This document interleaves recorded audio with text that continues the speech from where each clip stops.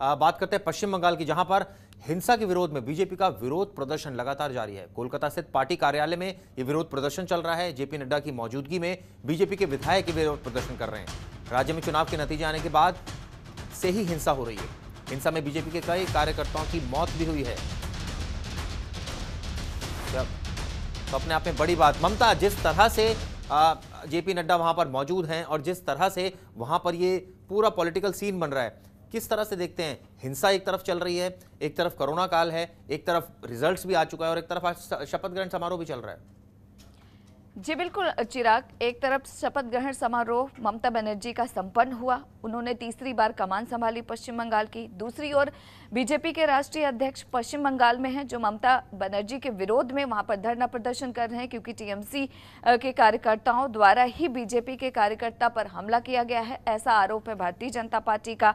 तो तमाम जो अगर पश्चिम बंगाल के हम समीकरण की बात करें तो जाहिर सी बात है, पश्चिम बंगाल के साथ साथ पूरा देश कोरोना संक्रमण से जूझ रहा है। ऐसे में अगर पश्चिम बंगाल की बात करें तो वहां पर संक्रमण बहुत ज्यादा है। दूसरी ओर पश्चिम बंगाल का कमान ममता बनर्जी के पास है और उनके सामने कई चुनौतियां हैं, जहां एक तरफ इन तमाम हिंसात्मक घटनाओं पर लगाम लगाना है, दूसरी ओर कोरोना संक्रमण जो बहुत तेजी के साथ पश्चिम बंगाल की जनता को अपनी चपेट में ले लिया है। तो ममता, एक चीज और बताइए, इस दौर में जब जो राजनीतिक विश्लेषक है उनका साफ साफ कहना है कि एक तरफ जहां बीजेपी वहां मुख्य विपक्षी पार्टी बनी है, ऐसे में इस तरह से विरोध प्रदर्शन करना, गृह मंत्रालय का रिपोर्ट मांगना, तो कहीं ना कहीं सरकार पर अभी भी प्रेशर टैक्टिक्स बना रही हैं, या ये माहौल बनाने की कोशिश बीजेपी कर रही है कि देखिए अभी भी चुनाव हुए, अभी भी देखिए हिंसा जारी है। देखिए, अगर बीजेपी का जहां तक सवाल है कि हिंसा जारी है, ये बात तो सही है कि भारतीय जनता पार्टी के कई कार्यकर्ताओं की मौत हुई है।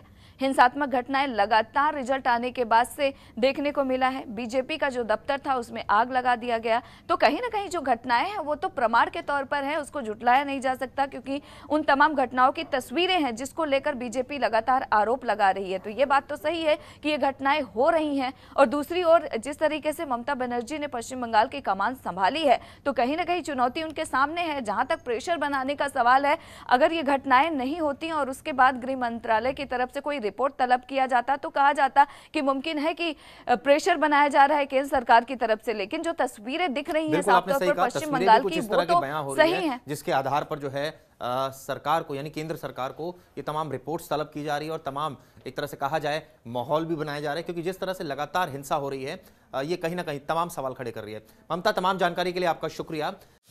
खबरों के निष्पक्ष विश्लेषण के लिए सब्सक्राइब करें जनतंत्र TV and press the bell icon. Never miss any update.